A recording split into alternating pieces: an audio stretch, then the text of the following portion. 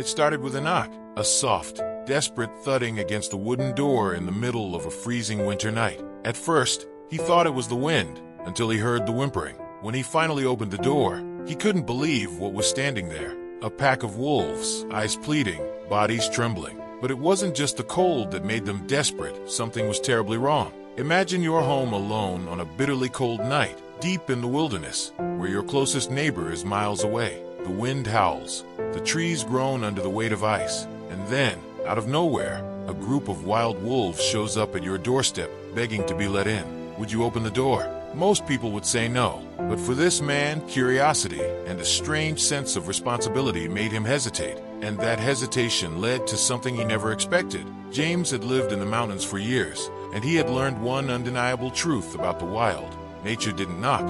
It crept, slithered, howled, and sometimes even roared, but it never knocked. So when the rhythmic thudding came at his door on that bitterly cold night, his first thought wasn't of animals. It was of people. That worried him. People didn't come out here, not in the dead of winter. His cabin was tucked miles away from the nearest town, hidden deep within the forest, where roads faded into dirt trails and phone signals died long before the sun set. James had chosen this solitude. It was peaceful, predictable. He knew every sound the wind made, every groan of the trees, every creak of his wooden floorboards. But this was different. The knocking wasn't hurried, like someone in distress. It wasn't forceful, like a traveler demanding entry. It was hesitant, uneven, almost like something was pressing against the door, retreating, and then trying again. James placed his hand on the rifle he kept by the door, not because he was reckless, but because he wasn't. Cautiously, he stepped toward the peephole, expecting to see nothing but swirling snow and darkness. Instead, what he saw made his stomach tighten. Wolves, a whole pack. Their bodies were hunched, not in an attack stance, but in exhaustion. Their fur, usually thick and majestic, was stiff with frost, coated in ice crystals that sparkled under the dim light from his porch lantern. Their breaths came out in quick, misty puffs, merging with the cold night air. And their eyes. James had seen wolves before. He had watched them from a distance, admired their beauty from the safety of his cabin. But he had never seen wolves like this. Their eyes weren't wild, not filled with the sharp cunning of predators. They were pleading, almost human-like in their desperation. He hesitated. Wolves were not creatures that begged. They didn't seek shelter from humans. They were born into the cold, built for survival in the harshest conditions. Yet here they were, gathered at his doorstep, as if they had nowhere else to go. Something was wrong. Then, his gaze dropped to the snow, and his breath caught in his throat. Blood. Dark streaks of red stained the otherwise untouched white blanket outside his door. The source? A single wolf, positioned at the front of the pack. It was limping, its back leg curled inward as it tried to keep its weight off the injury. Blood seeped from a deep gash along its side, staining its thick fur, dripping onto the snow beneath. James exhaled slowly, his grip on the rifle tightening. This was a problem. A wolf in distress wasn't just a wounded animal. It was a threat, a desperate creature, injured, vulnerable, could be unpredictable. It could lash out in fear, in pain, and an entire pack standing behind it that was even more unpredictable. His instinct screamed at him to stay inside, shut the door, let nature take its course. But his gut told him something different, because despite their size, despite their numbers, despite the obvious danger of standing face to face with a pack of wild wolves, they weren't acting like wild animals. They weren't snarling. They weren't baring their teeth. They were waiting. For what? James's eyes flicked to the injured wolf again. Its breathing was heavy, labored. It tried to step forward, but its leg buckled, and it let out a sound, something between a whimper and a soft growl. That sound. James had heard plenty of animal cries before, from deer caught in traps to foxes calling in the night. But this wasn't just an animal noise. This was a plea. He swallowed hard, his fingers twitching near the door handle. If he let them in, he'd be inviting a pack of wolves into his home, creatures capable of taking down animals far bigger than him. He wasn't stupid. He knew the risks. But if he didn't, James looked past the wolves, into the darkness beyond his porch. The forest was eerily still, too still. No wind, no rustling branches, no distant howls. Just silence, and that made his stomach turn. Something had driven these wolves here. Something had wounded one of them. Something had sent them running, not through the trees, not into their usual hiding places, but to him, to a human. That wasn't normal. He took a deep breath, pressing his forehead briefly against the cold wooden door, trying to steady his racing mind. He had two choices: ignore them, pretend he never saw them, and let nature take its course, or take the risk. His gut clenched. The injured wolf whimpered again, and James made his choice. Slowly, carefully, he unlatched the door, just an inch, just enough to see what they would do. The moment the door cracked open, the alpha, a massive, gray-furred beast with scars along its muzzle, lowered its head slightly.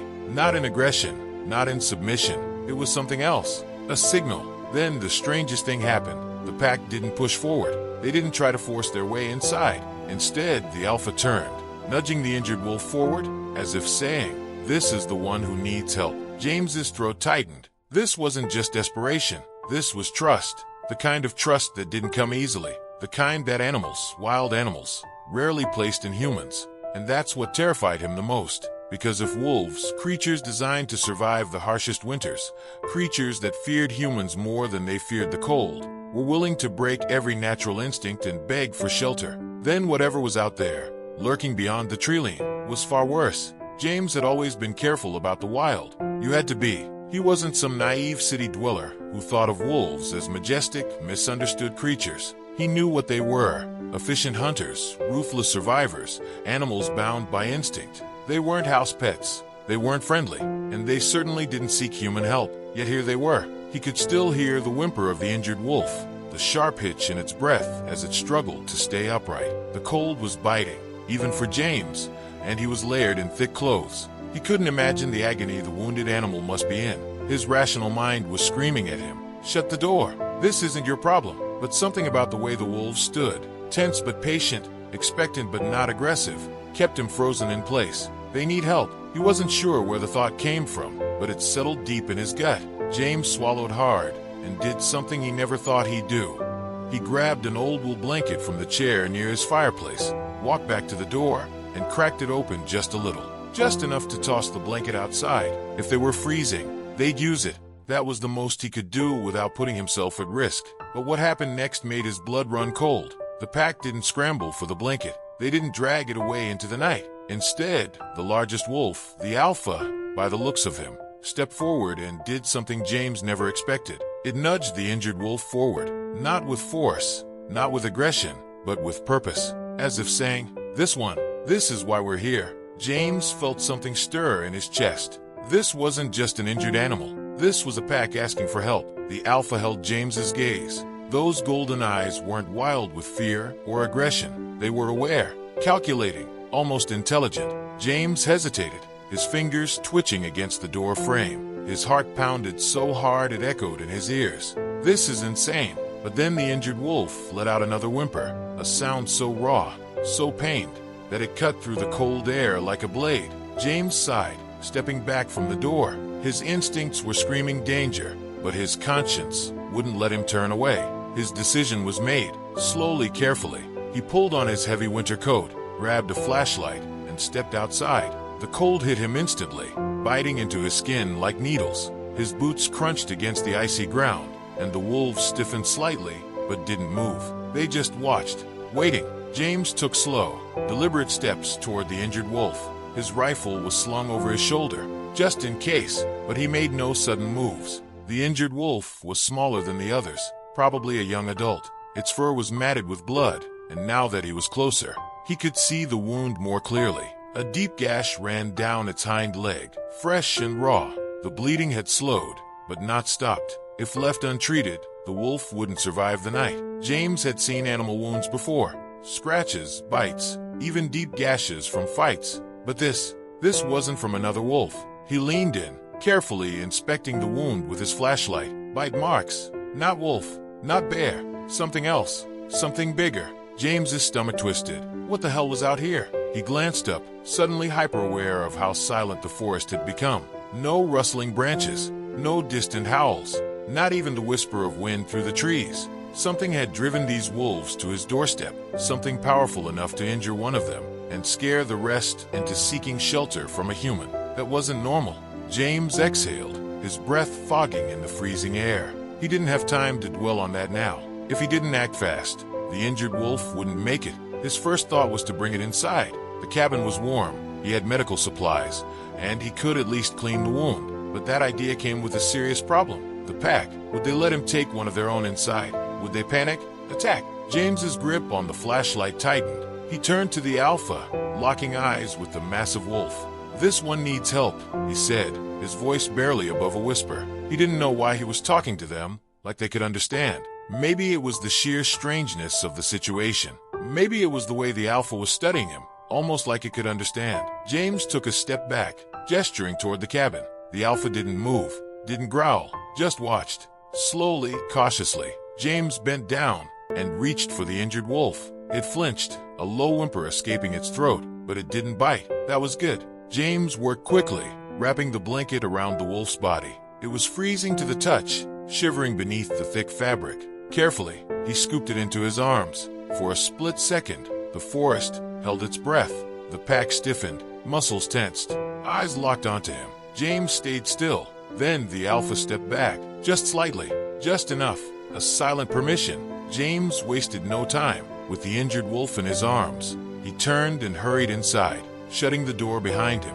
The warmth of the cabin hit instantly, but James had no time to relax. He moved quickly, clearing a space near the fireplace, laying the wolf down gently on the wooden floor. It whined softly, curling inward, still trembling from the cold. James rushed to grab supplies, clean rags, antiseptic, bandages. As he worked, his mind raced. What attacked this wolf? Why had the pack come here? And more importantly, what if whatever did this was still out there? James shook the thought away and focused. The wound wasn't as deep as he feared, but it was bad. He cleaned the gash carefully, wiping away the dried blood, wincing as the wolf whimpered. "Easy," he muttered. "I know it hurts." It didn't fight him. It didn't snap or growl. It just lay there, exhausted. That was what scared him the most. A wolf should never be this weak. After bandaging the wound, James sat back, exhaling sharply. The wolf was breathing evenly now, its body relaxing slightly in the warmth of the fire. Outside, the pack still waited. James could see their shadows through the frost-covered window, pacing just beyond the porch. Why weren't they leaving? Then, a sound, low, guttural, not from inside, not from the wolves outside, from the trees. James stiffened, his pulse hammering in his ears. Something was out there, something big, and whatever it wasn't gone. James felt it before he heard it. A shift in the air, subtle but undeniable. The wolves tensed, their bodies rigid, ears perked, eyes locked on the tree line beyond the cabin. The fire inside crackled softly, but outside, the world had gone deathly silent. No wind, no rustling leaves, no distant howls. Then it came, a growl, deep, guttural. Not wolf. James's stomach clenched, his grip on the rifle tightened, his knuckles white. The wolves weren't here by chance. They weren't just seeking warmth. They were running from something else. James swallowed hard, scanning the darkness beyond the porch. The flashlight beam barely cut through the thick night. But then, eyes, glowing, yellow, unblinking. Not just one pair, many, lurking in the shadows between the trees. Watching, waiting. James's pulse pounded. These weren't wolves. Whatever was out there was bigger, stronger, and it was hunting. The wolves in front of him let out a series of low, coordinated growls, their bodies pressed close to him, shielding him as they formed a protective wall between him and the unseen threat. James's breath came in short, sharp bursts. The realization hit him like a brick to the chest. Wolves weren't the threat. They were the warning. A snapping twig. James whirled, his flashlight beam jerking toward the sound. Nothing. Just trees, darkness, and then a massive shadow moved. Not walking, not running, stalking. James backpedaled toward the cabin. The pack moved with him,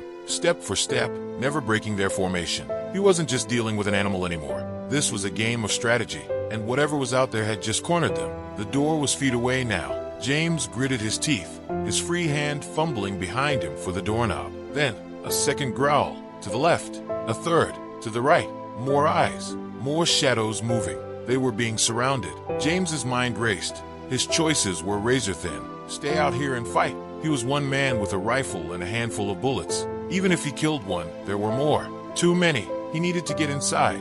Now, his fingers found the knob. He turned it, heart hammering. A burst of movement. A snarl ripped through the night. One of the wolves lunged forward, slamming into a dark blur just beyond the porch. James caught the briefest glimpse of it. Too big for a wolf. Too fast for a bear. limbs too long, eyes too bright, teeth too raw. His chest tightened. This wasn't just some animal.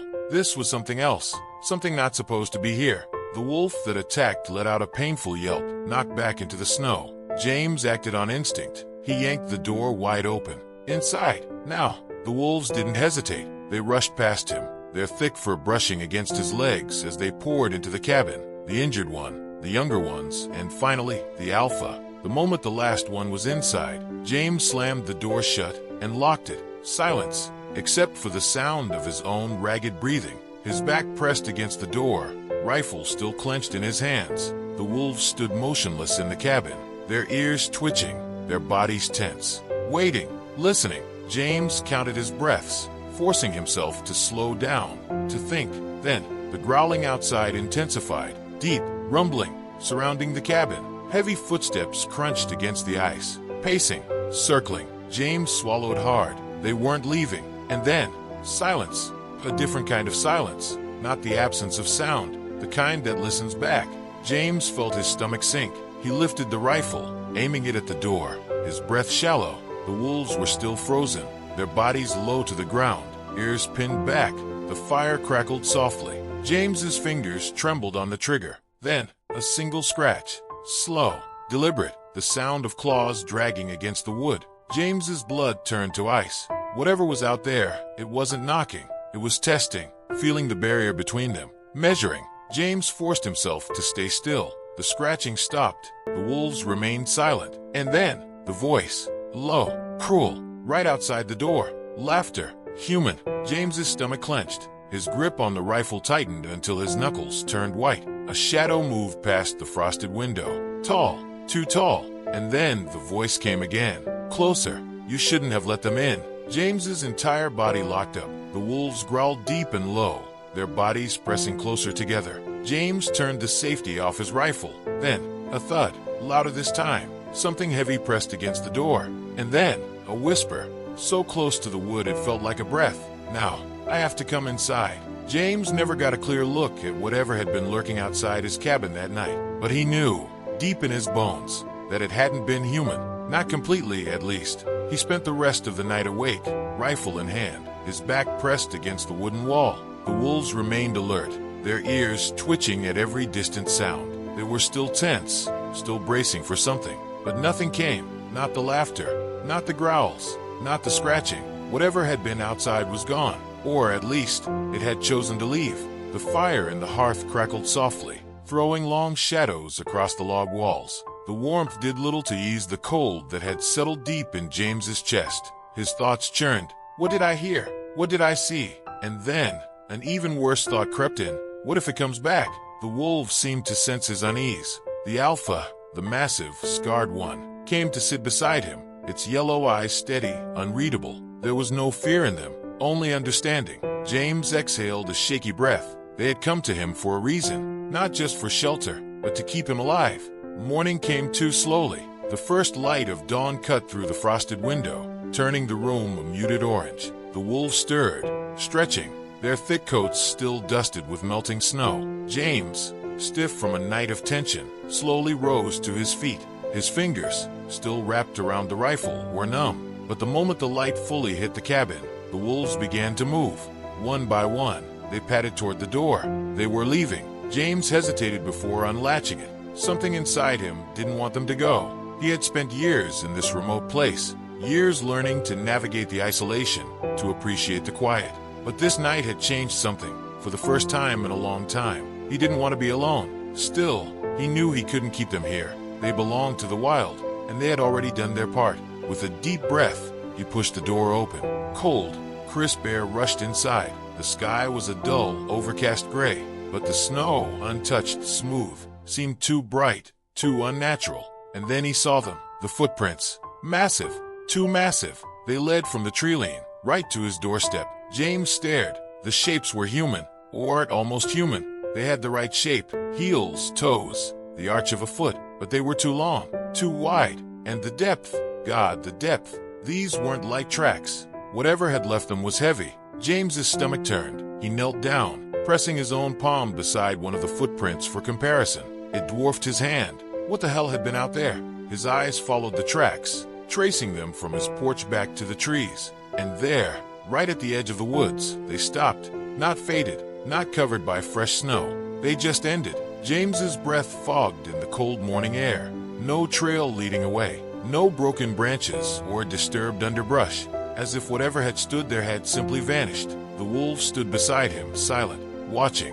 Then, as if satisfied, the alpha turned away. One by one, the others followed. James's throat tightened as he watched them slip back into the wilderness, their fur blending into the white and gray of the landscape. And then, just before disappearing into the trees, the alpha paused, turned back, and locked eyes with him. James swallowed. Something passed between them in that moment. Something wordless, something final. He had thought, at first, that they had come to him for help, but now, looking at the tracks in the snow, the silent warning left behind, he realized the truth. They hadn't just needed him, they had saved him. A deep, unsettling shiver ran through James as the alpha finally disappeared into the forest, the last trace of the pack fading into the trees. For a long time, he stood there, rifle hanging loosely at his side, his breath still visible in the cold morning air. Then, slowly, he turned back to the door, stepped inside, and locked it tightly. Whatever had been out there in the night, it wasn't done with him yet, and James had a feeling this wasn't the last time he would hear that laughter. Some bonds are formed in the most unexpected ways. If you want to hear more incredible stories like this, don't forget to subscribe.